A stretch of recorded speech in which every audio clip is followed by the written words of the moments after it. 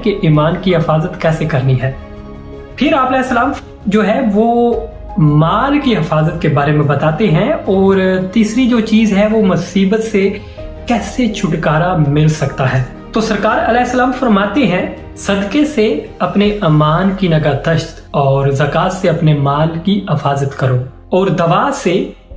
मुसीबतों अब्तला की लहरों को दूर करो। क्या पता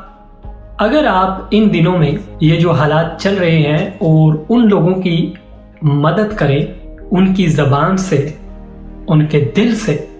आपके लिए दुआ निकले,